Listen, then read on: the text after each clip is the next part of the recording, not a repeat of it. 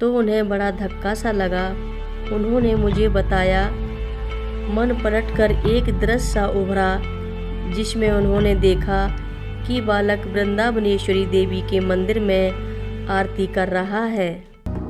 नागेंद्रहाराय त्रिलोचनाय भस्मांगरागाय महेश्वराय नित्याय शुद्धाय दिगंबराय तस्मै नकाराय नमः शिवाय। रक्षा सूत्र चैनल पर सभी भक्तों का स्वागत है। हम सभी भक्तों को महाराज जी की अद्भुत पावन कथाएं सुनाने जा रहे हैं। कृपया सभी भक्त ध्यान से सुने। इतना सुनने के बाद मैं मन ही मन हनुमान चालीसा का पाठ करने लगा। जैसे ही मैंने हनुमान चालीसा के 11 पाठ पूरे किए कि एकाएक बालक उत्तेजित हो गया और मुझसे बोला कि मुझे कान्हा मिल गए हैं। ये सब ऐसे हुआ कि जैसे उसे सही सही वास्तविकता का एक क्षणिक आभास हुआ हो और वो बहुत ही भाव विभोर हो गया। उसके बाद उसने अपना बदन सिकोड़ लिया और मेरी गोद में लेट गया, जैसे कि कोई बच्चा अपनी माँ की गोद में सो रहा हो। बालक 5 फुट 7 इंच लंबा था। मेरे प्रति उसके अपने प्यार का यह प्रदर्शन मुझे कुछ अजीब सा लगा। उसके बाद वो धीरे धीरे सो गया और मैं भी उठ लिया। बड़े दबे पाँव से मैं कमरे से बाहर निकला और धीरे से दरवाज़ा बंद कर दिया। मैं दोपहर बाद 4 बजे के करीब एक बार फिर से उसकी हालत देखने के लिहाज से उसके कमरे में गया। वहाँ मैंने देखा कि बालक श्री कृष्ण के चित्र को अपनी छाती से चिपकाए बिस्तर पर लेटा है। शायद उस तस्वीर को उसने वहीं पास की मेज पर से उठा लिया था। मैंने उसका नाम लेकर उसे पुकारा, पर उसमें इतनी ताकत नहीं थी कि वो मेरे पुकारने का जवाब दे पाता। तभी मेरे गुरु भाई विनोद जोशी भी वहाँ आ गए। मैंने उसे माँ के पास से बाबा जी का चरण जल लाने को कहा, जो कि सन 1973 से बचा कर रखा गया है। वो खाली कटोरा लिए हुए लज्जा से भरा हुआ वापस आ गया।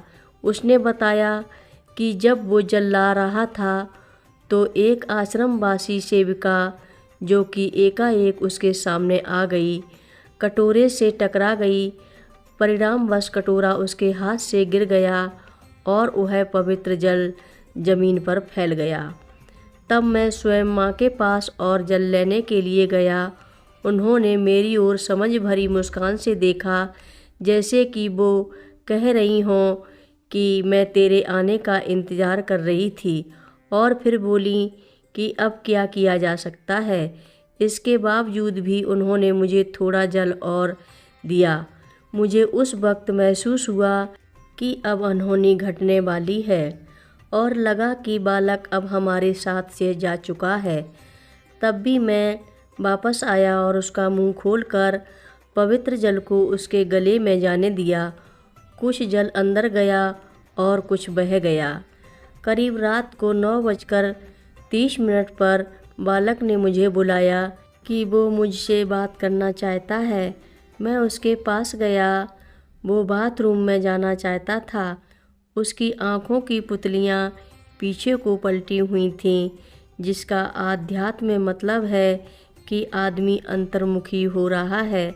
ऐसा कहा जाता है कि मृत्यु के समय इंद्रियों के द्वार बंद होने लगते हैं। मैं उसे स्नान गृह में ले गया, पर 15 मिनट तक बैठने के बाद भी उसने बाथरूम नहीं किया। मैंने उसकी धोती उसकी कमर में बांध दी और उसे बिस्तरे पर लाकर लिटा दिया। मैंने उससे कुछ खाने या दूध के लिए पूछा, पर उसने मना कर दिया। उसके बाद मैं अपने काम के लिए चला गया। मुझे अभी भी अच्छी तरह याद है कि मैंने अपने चचेरे भाई सागर जोशी को बालक की हालत के बारे में काफ़ी बारीकी से बताया और कहा कि बालक ने ईश्वर के साथ अपनी अभिन्नता प्राप्त कर ली है और अब वो ज़्यादा दिन नहीं बचेगा। दूसरे दिन तड़के ही मुझे किसी ने उठाया और बताया कि माँ ने तुम्हें बालक के कमरे में बुलवाया है। मैं दौड़कर वहाँ गया और देखा कि बालक सांस लेने के लिए श्रम कर रहा है, पर उस वक्त उसके चेहरे पर किसी दर्द का नामो निशान नहीं था। माँ ने मुझसे उसकी देखभाल करने के लिए कहा और वे चली गईं।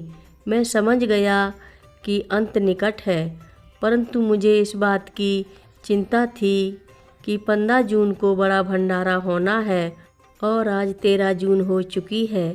मेरी हार्दिक कामना थी कि बालक की ज़िंदगी बच जाए, जिससे कि हम लोग शांति से भंडारा कर सकें। मैं भी माँ के पीछे पीछे गया।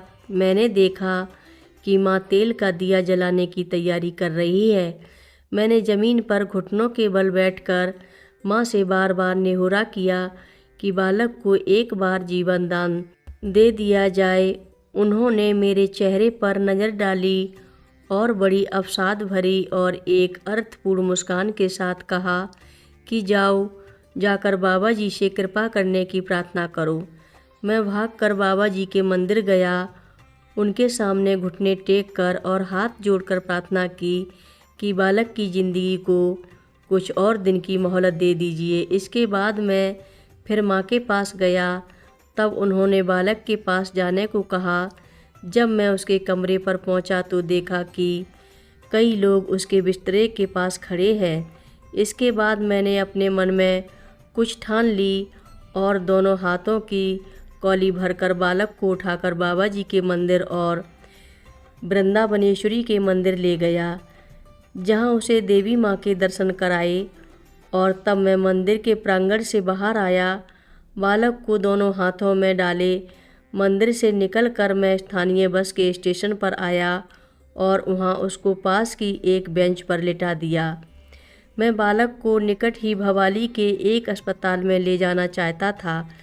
तभी एकाएक शहर से आती हुई एक बस से डॉक्टर भार्गव उतरे, जिन्हें आश्रम में सब लोग जानते थे।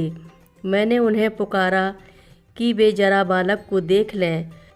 जब उन्होंने सुना कि बालक बीमार है तो उन्हें बड़ा धक्का सा लगा।